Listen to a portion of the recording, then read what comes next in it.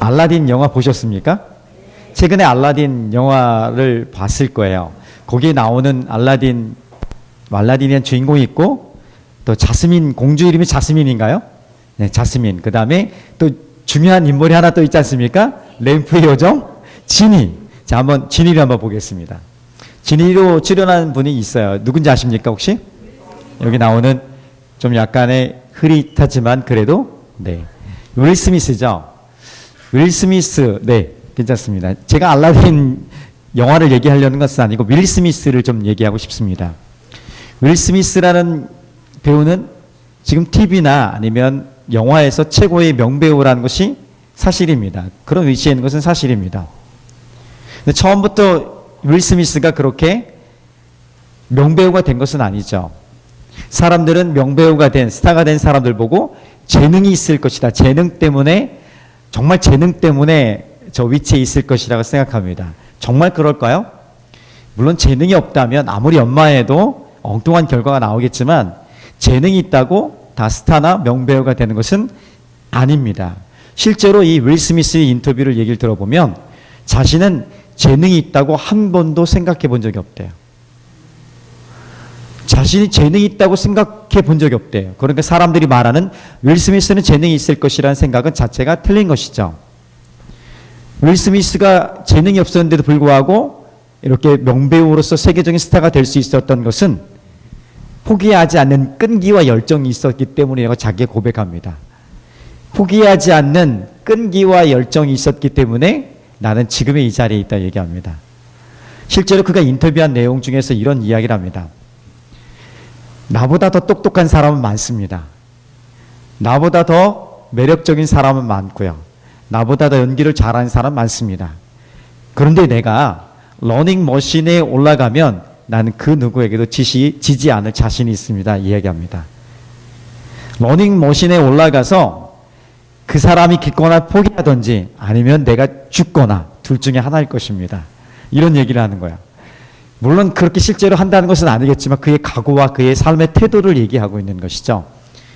그러니까 어떤 일을 하든지 간에 내가 그 일의 목표와 동기와 목표를 갖고 있다면 그 과정 속에서 결코 포기하지 않는 열정, 끈기로 내가 지금 여기까지 왔다 얘기하는 것입니다. 근육이 좋은 거 보니까 정말 열심히 운동을 한 것은 사실인가 봅니다. 자, 세상 사람들이 그렇게 살아가고 있습니다. 이 사람이 예수 믿는지 안 믿는지 모르겠습니다. 아무튼 그렇게 자기 고백하고 그렇게 살아가고 있는 모습이죠. 우리 주위에서도 마찬가지예요. 우리 주위에서 보통 소위 말하는 성공한 사람들의 공통적인 특징이 있습니다. 재능이라고 얘기하지 않습니다.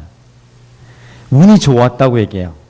재능은 자기보다 좋은 사람이 많아요. 그리고 똘똘한 사람, 똑똑한 사람도 많고요. 많이 스펙을 갖춘 사람 많습니다.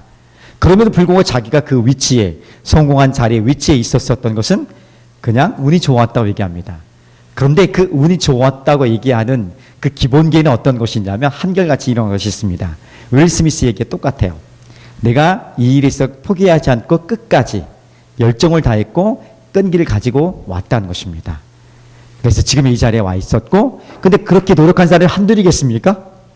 엄청 많겠죠. 그럼에도 불구하고 자기가 그 일을 차지하게 된 것은, 그래서 고백하는 것은 운이 좋았습니다. 노력 안 해서 운이 좋았다는 게 아니라 저절로 된 것이 아니라 나와 같이 최선을 다해서 달려온 사람이 너무 많은데 그 중에 내가 된 것은 나는 운이 좋았다고 고백할 수밖에 없음을 이야기하는 거야. 그런데 이것이 맞아요. 이것이 기독교적인 성경적 용어로 바꿔보니까 이것이 이런 얘기죠. 하나님의 은혜였습니다. 이런 고백을 하는 거예요. 하나님이 내게 준 선물입니다. 이렇게 고백을 하는 거죠. 그러니까 하나님의 은혜, 하나님의 선물은 아무것도 하지 않고 저절로 주어졌더라. 그런 것이 아니라는 것이에요. 오해하지 마세요. 우리가 무엇을 해서 그것을 차지하는 것은 아니에요. 그것만으로 안 된다는 것이죠. 열심히 하는 것은 기본이지만, 포기하지 않는 것은 기본이지만, 더불어서 우리가 그 모든 여정과 과정과 끝까지 갈 수 있게 하신 분이 누구냐면 하나님의 인도와 보호와 그리고 도우심이 없었으면 가능하지 않습니다는 믿음의 고백이고, 그 고백이 우리는 이렇게 고백하는 거죠. 모든 것이 하나님의 은혜입니다. 이 믿음의 삶들이 좀 우리 회복됐으면 좋겠습니다. 우리 인생에도 마찬가지예요. 우리 인생에 아주 고상한, 소중한, 중요한 삶의 가치들이 있습니다. 그 원하는 것을 얻기 원한다면 그냥 뭐 대학 가는 거 정도는 이거죠. 일주일 기쁘고 한 달 기쁘면 그 기쁨은 자연스러운 평범해집니다. 경험해 본 사람 많죠? 떨어졌어요. 하루 힘들고 일주일 힘들고 한 달 힘들면 평상시로 돌아옵니다. 그렇죠? 차를 샀어요. 차를 샀는데 얼마나 갈까요? 기쁨이. 너무 좋아서 기쁨이 얼마 갑니까? 한 달 안 가요. 한번 기스나고 어디 다치면 끝나는 거죠. 영원하지 않은 것들이에요. 영원하지 않는 것들에 우리가 너무 지나치게 몰입하고 있는 경향들이 크다. 이것입니다. 그런데 여기서 우리는 고상한 것, 소중한 것, 가치 있는 것, 중요한 것, 내 인생에서 그것들은 거의 영원성을 가진 그 어떤 상황에서 버리지 못할 어떤 것들이 될 것입니다. 그런데 그것이 모든 그리스도인들에게 공통적으로 주어진 것이 있는데 바로 에베소서 4장 15절 말씀입니다. 우리 한번 다시 암송하는 마음으로 읽어볼까요? 자, 시작. 오직 사랑 안에서 참된 것을 하여 범사에 그에게까지 자랄지라. 그는 머리니 곧 그리스도라. 이게 무슨 말이냐면 우리가 자라가는 게 중요해요. 어디까지? 모든 것에. 이 모든 것이라는 것은 내 삶에 내가 지금 공부를 하던 아니면 직장생활 하던 사업을 하던 아니면 내 삶에 어떤 영역이 있던 무엇을 준비하는 무엇을 하던 상관없이 그 모든 영역에서 그 모든 한 순간순간들 행하는 모든 것들이 다 예수님까지 자라가는 것이에요. 그러니까 한마디로 말해서 예수님처럼 되는 거예요. 그러니까 내가 좀 행하는 모든 것들이 예수님처럼 생각하고 예수님처럼 살아가는 거예요. 그러니까 내가 지금 공부를 해도 예수님처럼 공부하고 예수님처럼 행하는 거예요. 돈을 벌어도 아니면 열심히 직장생활해도 아니면 내가 어떤 무엇을 하더라도 예수님처럼 생각하고 예수님의 자세로 일하고 예수님처럼 열매를 맺어가는 거야. 이것이 바로 우리 인생에 예수를 믿는 모든 사람들 향한 공통적인 목적이라고 말씀하고 있고 이것은 변함이 없는 영원한 것이고 소중한 것이고 가치 있는 것이 고상한 것이다. 이를 말씀드릴 수 있는 것입니다. 사실 이 안에 모든 것이 있습니다. 이것 외에 다른 것을 찾아봤지만 뭔 것을 얻고 이루면 그냥 좋아요. 기쁨이 있어요. 막 너무 좋은 거야. 근데 그 어떤 것을 내가 원하는 것을 손에 넣지 못하면 어떡합니까? 슬퍼요. 마음이 그냥 우울해요. 심지어는 절망까지 하게 돼요. 야, 참 이게 별로 오래가지 않는 것인데 한 달, 일주일, 많아도 1년은 제대로 1년 절대로 안 갑니다. 한 달은 오래가는 거야. 그렇게 잠시 동안 기쁨을 누릴 수밖에 없는 것 같고 내 마음이 이렇게 의기양양됐다가 갑자기 또 잃어버려서 의기소침되는 이런 인생은 왔다 갔다 하는 마음이 얼마나 어려울까요? 좀 초라하죠. 근데 지금까지 우리가 많이 그렇게 살아왔다는 거야. 우리 인생이 너는 정말 존귀한 자다, 특별한 자다. 그 모든 상황에서 너를 지키고 너를 보호할 것이고 너를 안전하게 할 것이 네가 어떤 못 어떤 간에 내가 너에게 가장 좋은 것을 예비했고 내가 그것을 너에게 선물로 줄 것이다. 이렇게 말씀하시고 있는데 그것은 영원한 것인데 그것에 대해서는 아멘 해놓고 네 그렇습니다 해놓고 잠시 밀어두고 내 눈앞에 보이는 그 어떤 것들로 내 마음이 오르락 내리락 하고 있는 그런 삶이 오늘 나의 모습이고 우리의 모습입니다. 그래도 주님 우리의 연약함을 알기 때문에 끌어안는 거죠. 괜찮아. 우리 가운데 오셔서. 그 예배가 중요한 거야. 예배 안에서 괜찮아. 내가 너를 도울 거야. 하면서 다시 한번 주님 제가 잘못했어요. 다시 주님만 바라보겠습니다. 그러면서 내 일상의 삶에 가서 자신감 있게 확신을 가지고 어려워도 견딜 수 있고 견뎌낼 뿐 아니라 견뎌내는 것 자체가 위대한 거예요. 살아내는 것 자체가 놀라운 믿음인 거예요. 어떨 때는요. 그 순간이 지나고 나면 우리가 돌아보겠죠. 하나님이 인도하신 그 과정들을 그리고 내가 좋은 열매를 하나씩 맺어가게 될 줄 믿습니다. 작은 것들이 작은 성공들이 이렇게 모여져서 어떻게 됩니까? 큰 것들을 이루어가는 거예요. 우리는 단번에 이 큰 것들만 바라보기 때문에 우리 인생에서 행하신 하나님의 소중한 것들 아주 작고 의미 있는 것들 누구도 인정하지 않지만 자신을 알 수 있는 작은 소중한 것들이 있어요. 그것들을 잊으면 안 돼요. 그것들이 내 인생의 소중한 추억이고 하나님이 내게 행하신 믿음의 경험들인 것이죠. 그것들 예쁘게 모아놓으면 내 삶에 하나님이 나오게 되는 거예요. 그래서 여호수아 할아버지께서 마지막에 아주 대단한 야 니네 마음대로 선택해. 나는 하나님만을 선택할 거야. 그 고백이 그 모든 것을 모아놓으니까 다 여자분들을 경험하고 다 모아놓으니까 해봐라. 니네 마음대로 선택해. 나는 하나님만을 선택할 거야. 가장 강력한 메시지인 것이죠. 경험을 통해서 나오는 거죠. 오늘 그런 경험들이 예배 가운데 또 우리 일주일이 또 삶 가운데 우리 형편의 서한 삶 가운데 다시 한번 회복되어지고 열매 맺어지고 다시 한번 우리가 자신감을 갖고 하나님을 향한 자신감, 하나님을 향한 간절함들 갖고 좀 힘있게 일어서기를 예수님 이름 축복합니다. 일어설 수 있습니다. 그 누구도 다시 설 수 있습니다. 하나님은요, 돌아오는 자들에게, 눈물로 돌아오는 자들에게 제일 약하세요. 얼마나 약한지 아십니까? 정말 나 하나님 싫다고, 하나님 필요 없다고, 하나님 싫어서 내 마음대로 살겠다고 갔는데 눈물로 돌아오니까 그래 하면서 어깨에 메고 춤추면서 오시는 하나님이에요. 하나님 마음이 없는 것 같아, 막 그런 거 보면. 그런데 그분이 하나님 아버지고 나의 아버지고, 그래서 늘 돌아갈 본향이 있는 거예요. 기준이 있는 것입니다. 그래서 엎드리면 되는 거예요. 그럴 때마다. 그래서 하나님이 그렇게 예수님을 닮아가는 우리 일상의 모든 삶들이 되길 원해서 하나님이 훈련의 도구로 사용하시는 3개가 있다고 지난주에 말씀을 드렸죠. 하나는 고통이고, 지난주에 설명을 했습니다. 그리고 2개가 나왔죠. 두 번째는 유혹이고, 또 하나는 상처 혹은 모욕당함이에요. 이 3가지인데 고통은 아직도 저도 이해할 수 없어요. 그러나 조금씩 경험하고 나니까 받아들일 수 있는 것들이 많아지더라고요. 그래도 다 설명을 완벽하게 못해요. 고통의 문제에 대해서. 주님 앞에 가면 이해가 되겠죠. 자, 오늘은 2번째 유혹입니다. 그리고 마지막 상처도 간단하게 할 거예요. 자, 유혹. 한번 따라해 봅시다. 유혹은 그냥 테스트 시험에 좋은 긍정적인 의미가 아니라 템프테이션으로, 이게 뭐냐면 아주 못되게 무너뜨리려고 작정을 하고 유혹하는 거야. 나는 유혹을 한 번도 받아본 적이 없다. 손 들어보세요. 그렇죠, 여러분. 다 받아본 사람들이. 우리 모두가 다 유혹에 노출될 수 있는 그런 상황에 살아가고 있기 때문에 그렇습니다. 자, 유혹은요, 누가 만들어낸 것이냐면 하나님이 만들어낸 것이 아니라 사탄이 우리를 무너뜨리기 위해서 만들어 놓은 거예요. 어떻게 무너뜨리려고 하냐면 이 유혹적인 유혹의 상황을 만들어 놓고서 하나님을 버리고 그 유혹을 선택하도록, 그래서 하나님으로부터 멀어지고 하나님을 버리고 하나님 앞에 상함을 당하도록 만들어 놓은 것이 바로 유혹이고, 사단으로부터 온 것이에요. 어둠으로부터 온 것이에요. 하나님이 주신 것은 아니죠.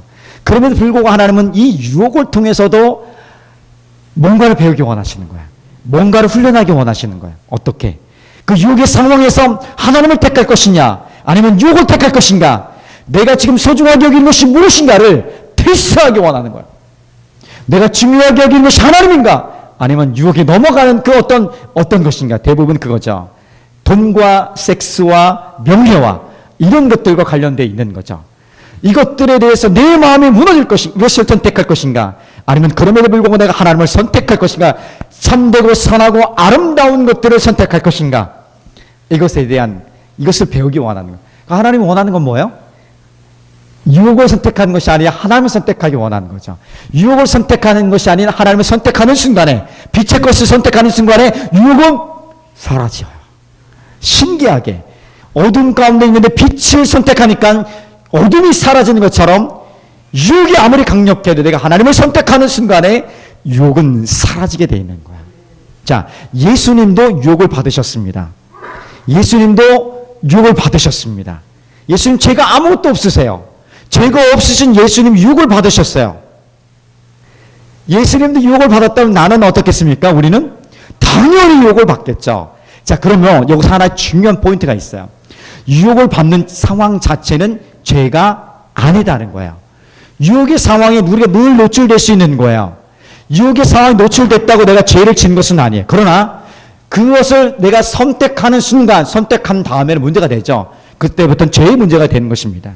그런 유혹에 노출되는 상황은 누구나 가능한 것이고 누구나 있을 수 있다, 이렇게 알면 되는 것이죠. 예수님께서 3가지 차원으로 유혹을 받으십니다. 예수님이 본격적으로 30세에 이제 하나님 나라를 선포하기 위해서, 사역을 하기 위해서 40일 금식을 하신 후에 사단이 유혹을 첫 번째 시도합니다. 얼마나 배고프겠어요. 40일 금식한 사람에게 제일 필요한 건 뭡니까? 음식이에요. 먹을 거예요. 그때 얘기하죠. 사단이 와서 야, 이 돌로 떡덩이를 만들어 봐라. 굉장히 육체적인 필요에 강력한 도전이죠. 떡을 만들어 봐라. 예수님이 그 떡을 만들 수 있는 능력이 없겠습니까? 왜 없겠어? 있죠. 그럼에도 불구하고 뭐라고 얘기하죠? 예수님이 어떻게 그 유혹을 선택합니까? 유혹에 다른 것을 선택합니까? 다른 것을 선택하죠. 사람이 떡으로만 살 것이 아니라 하나님의 입에서 나오는 모든 말씀으로 살 것이라 얘기합니다.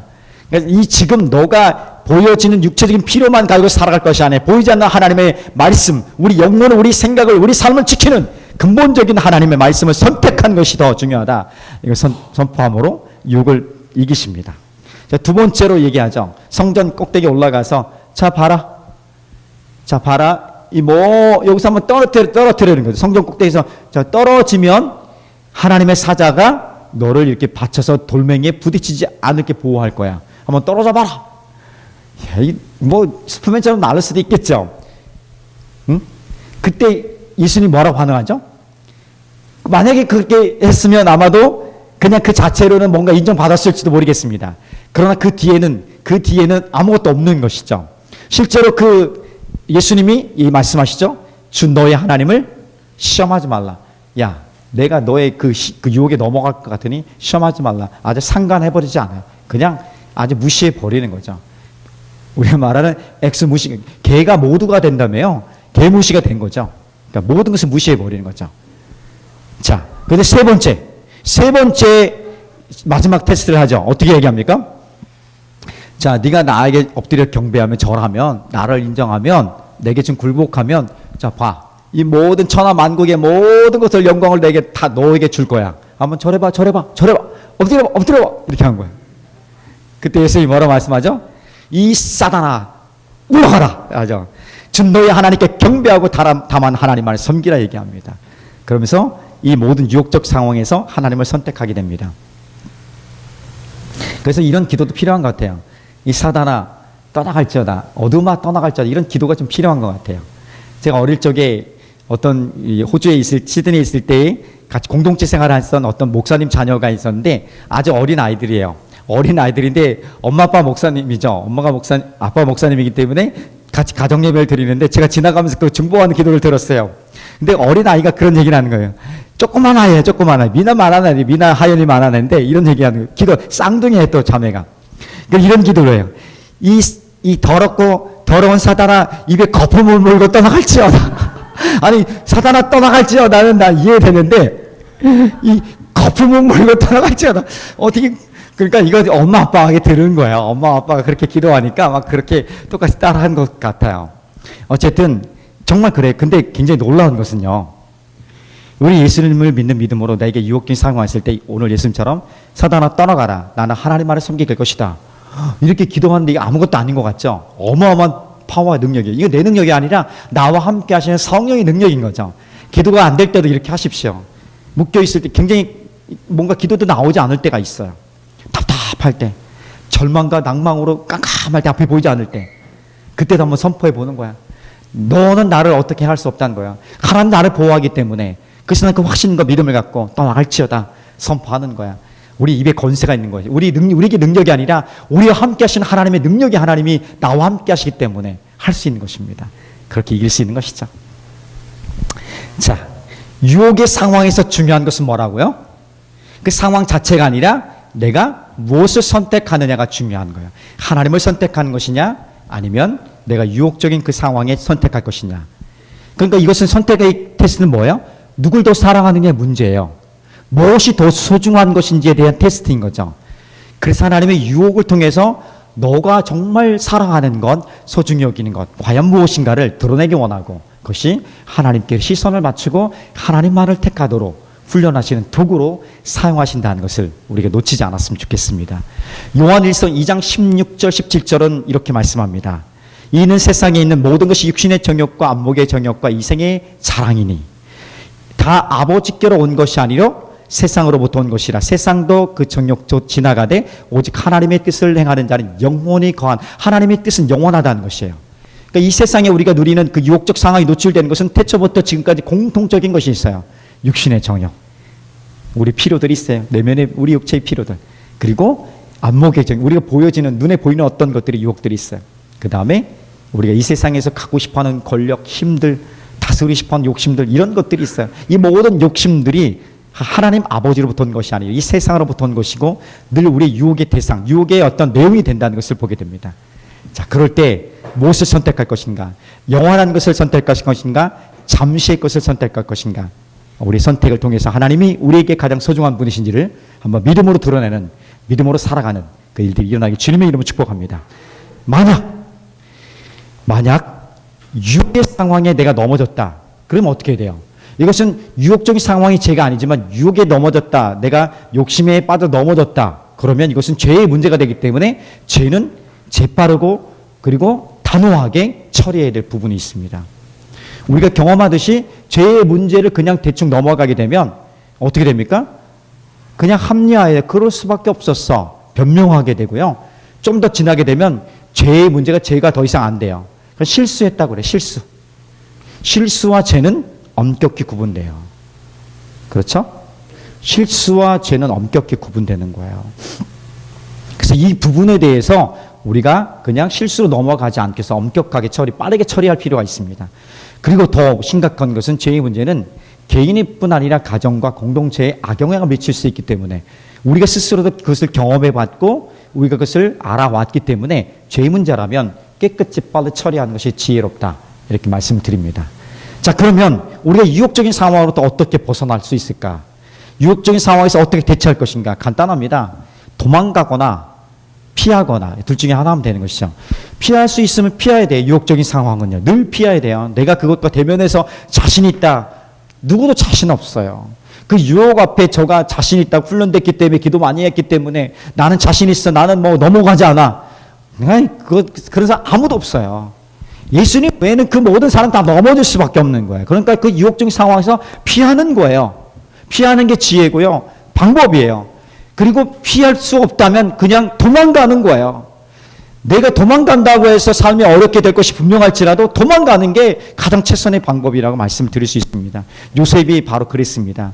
요셉은요, 이렇게 팔려와서 애굽의 이집트의 군대 장관 보디발의 시종을 드는 그런 시종꾼이었었어요. 근데 하나님 그를 선택하셨고 그를 높이셔서 굉장히 높은 자리에 옷에 올렸어요. 그 모든, 그러니까 가정의 모든 것들을 다 책임질 수 있는 가정 총무로, 집사로 임명받은 거예요. 그런데 날마다 보디발의 아내가 유혹하는 거예요. 나랑 동침하자고 계속해서. 왜냐하면 요셉은 외모도 아름다웠고 내면도 아름다웠기 때문에 누가 봐도 매력적인 사람이었어요. 날마다 유혹하는데 날마다 유혹을 다 거부했습니다. 다 피했습니다. 근데 피할 수 없는 상황이 맞닥뜨린 거예요. 아무도 없을 때. 그럴 때 어떻게 했는지 아십니까? 옷을 벗어두고 그냥 옷을 자꾸 늘어지니까 옷을 벗어두고 도망가 버린 거예요. 도망가서 결국 어떻게 됐습니까? 감옥 갔어요. 사실 감옥 간 거는요, 보디발이 알았을 거라고 충분히 상상할 수 있을 거예요. 요셉이 그럴 리가 없더라. 왜냐하면 그 당시에 그렇게 보디발의 아내를, 그러니까 군대 장관의 아내를 그렇게 유혹하고 넘어뜨리려 했다. 그러면 바로 죽임을 당할 수밖에 없네요. 근데 살렸지 않습니까? 그런데 감옥을 갔어요. 도망가서 하나님을 선택해서 그 유혹적 상황을 벗어났지만 감옥 갔어요. 감옥 갔으면 잘 된 게 아니잖아요. 내가 하나님을 선택하는 것이 항상 그렇게 단지 바로 좋은 일만 있는 것은 아니더라고요. 오히려 더 어려울 수 있어요. 또 공경에 처할 수 있어요. 그런데 하나님의 그 인생을 놓지 않으세요. 시선을 놓지 않으세요. 요셉이 감옥에 갔을 때 하나님은 끝까지 시선을 그에게 두셨고요. 그를 훈련하시고 다듬으십니다. 2년 동안 머물게 하시고 2년 후에는 하나님이 그를 살리고 가정을 살리고 민족을 살리는 일들로 높여주신 것을 경험합니다. 잠시 어려울 수 있어요. 근데 그 전부가 아니에요. 우리는 끝이 있어요. 그리고 사실 끝 가기 전에 그 과정마다 하나님의 보호하심으로 그 모든 상황들을 받아들일 수 있는 믿음의 고백이 될 수 있고요. 그것을 통해서 하나님을 의지하고 하나님을 선택하겠습니다는 고백을 할 수 있는 거예요. 그리고 기억하세요. 순간적으로 일시적으로 어려울 수 있지만 나는 그것을 통해서 또 배울 수 있고요. 오히려 하나님을 끝까지 섬길 수 있는 기회가 될 수 있고요. 하나님 반드시 나를 높이십니다. 하나님 앞에 신실한 마음을 둔 사람들에게 하나님 반드시 높이십니다. 반드시 아직 높이지 않고 있다. 어떻게 해석하냐면 조금 더 기다리거나 아니면 내가 좀 불순한 찌꺼기가 있는지를 한번 살펴보는 게 중요하겠죠. 그 중요하죠. 그래서 우리가 또 하나 이렇게 피하거나 도망가는 것, 그리고 좋은 생각을 해야 돼요. 늘 아주 긍정적인 생각, 좋은 생각, 무엇이든지 무엇을 하든지 간에 좋은 생각하는 연습을 많이 해야 됩니다. 좋은 생각을 해야만이 우리가 유혹적인 상황에서 늘 피할 수 있고 도망갈 수 있는, 그리고 그것에서 벗어날 수 있는 길이 열려지게 될 줄 믿습니다. 자, 하나님께 순종하는 것과 유혹을 선택하는 것 동시에 할 수 없어요. 하나님을 섬기는 것과 돈을 섬기는 것 동시에 할 수 없어요. 동시에 할 수 있다고 생각하는 사람, 하나님을 한 60% 두고 돈을 40% 두고 섬긴다고 생각합니다. 근데 하나님이 우리에게 주문하는 것은 그것이 아니라 돈을 섬기려면 돈을 섬기고 하나님만 섬기면 하나님만 섬기라 얘기합니다. 그런데 실제로 하나님을 섬기라는 거죠. 그러니까 그 돈의 주인이 돈이 아니라 우리가 돈의 노예가 되지 않고 하나님을 섬길 때 돈을 다스릴 수 있는 그 권한을 우리에게 부여해 주시는 거예요. 그 은혜가 우리에게 좀 있었으면 좋겠어요. 그러면 조금 더 우리가 자유롭게 우리 삶의 믿음으로 반응할 수 있는 길이 좀 자신감 있게 열려지게 될 줄 믿습니다. 하나는 더 간단하게 좀 살펴봤으면 좋겠어요. 모욕입니다. 모욕. 한번 따라해주세요. 모욕. 상처. 모욕당함을 잘 견디는 사람이 있습니까? 내가 모욕당했어요. 내가 지금 모욕으로 상처가, 마음의 상처 커요. 웃으면서 오케이, 선으로 악을 이겨야지. 뭐 이런 사람은 아무도 없어요. 아마 예수님도 힘들었을 거예요. 예수님 모욕 힘들었을 거예요. 아마 십자가에서 그 모든 모욕과 조롱을 당하시면서 굉장히 참기 힘드셨을 거예요. 고통은 하나님이 우리를 하나님을 닮아가도록 훈련하시는 하나님 만들어낸 상황들이죠. 유혹은 어둠이 하나님을 선택하지 못하도록 우리에게 만들어 놓은 거지만 우리가 하나님을 선택함으로 유혹을 이길 수 있다고 말씀드렸죠. 상처, 마음의 상처나 아니면 이런 모욕당함, 조롱받음, 이것은 다른 사람에 의해서 만들어진 상황입니다. 누군가 내게 그렇게 공격해 놓는 거죠. 특별히 내가 잘못했으면 괜찮은데 그렇지 않은 상황에서 나를 공격하고 나를 모욕 주고 나에게 상처 주는 경우들이 우리 인생에 없을 수가 없어요. 꼭 만나게 됩니다. 그럴 때 우리는 어떻게 합니까? 분노하죠. 도발하죠. 그리고 복수하고 싶은 마음이 있습니다. 근데 하나님은 이런 모욕당함, 상처를 통해서도 어떻게 원하시냐면 그냥 견뎌라. 견디는 것 자체가 인간적인 능력은 안 되는 거야. 초인적인 능력이죠.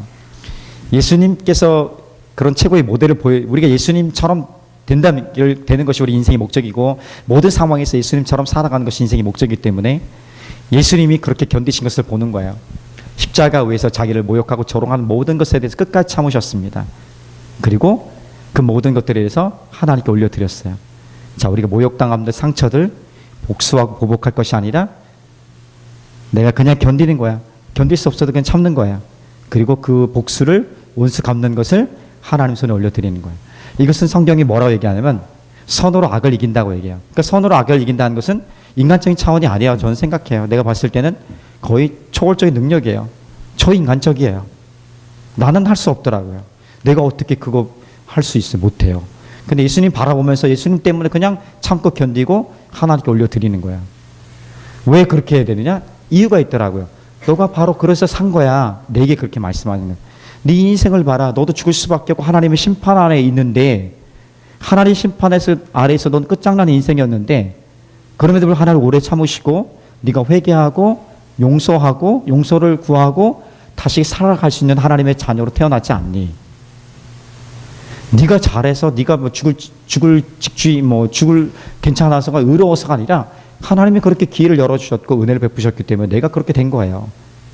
그래서 우리가 그런 경험이, 그런 고백을 한다면 이해가 다 이해할 수는 없어요. 다 받아들이고 싶진 않아요. 어떻게 그것을 받아들이고 싶어요. 그러나 모욕당함과 상처, 이거는 내가 그리스도의 성장에서 마지막 단계라고 생각합니다. 연습을 많이 해서 마지막 단계라고 생각해요. 그러나 그럼에도 불구하고 하나님 손에 올려드린다. 선으로 악을 이긴다. 이건 뭐냐면 내가 그 사람을 심판할 수 있는 권한이 내게는 없는 거예요. 내가 권한이 있는 것은 아니죠. 하나님께서 그 부분에 대해서 그 사람도 역시 나처럼 죄에 대해서 용서하고 회개하고 용서를 구하고 회개하고 돌아올 수 있는 기회는 내가 빼앗을 수 없어요. 그 기회마저도 내가 빼앗을 수 있는 자격은 내게 없는 거예요. 그것은 하나님의 권한이고 하나님께 있는 거야. 그래서 어렵지만 하나님 손에 올려드리는 거야. 하나님 손에 올려드린다고 해서 하나님 불을 내려 주시옵소서. 그래서 번개로 짱 끝내 주시옵소서. 이게 아닌 거죠. 그럼 나도 끝장난 거였잖아 벌써. 나를 오래 참으시고 돌아와라. 깨닫고 돌아와라. 이렇게 기회를 주시는 거죠. 그래서 회개하고 돌아왔던 나처럼 하나님이 그렇게 은혜를 베푸시는 것입니다.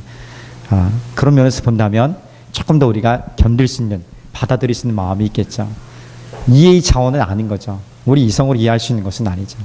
그렇게 하나님을 경험하고 그 은혜의 경험들이 쌓일 때에 그냥 그저 견뎌내는 거고 그저 받아들이는 거죠. 그래서 오늘 우리는 지난주에 이어서 세 가지를 살펴봤습니다. 예수님을 닮아가는 것이, 그러니까 우리 삶의 모든 구석구석의 영역에서 지금 내가 처한 삶의 자리에서 예수님처럼 생각하고 예수님처럼 행하고 예수님처럼 열매를 맺기 위해서는 하나님이 우리를 훈련하신데 그 훈련의 도구로 고통과 유혹과 상처 혹은 모욕당함을 사용하신다고 말씀하십니다. 자, 그래서 이 모든 것들이 우리가 원하는 것도 아니고 기뻐할 수는 있는 건 아니지만, 그러나 그 과정에서 이것을 통해서 나타나는 하나님을 닮아가는 내 삶의 열매들, 그 모습이 나타나기 기대하는 마음으로 우리가 좀 자라가고 이 훈련을 멈추지 않기를, 소도에 말씀드렸던 것처럼 포기하지 않고 끝까지 끈기로 열정으로 이 일을 이루가기를 예수님의 이름으로 축복합니다.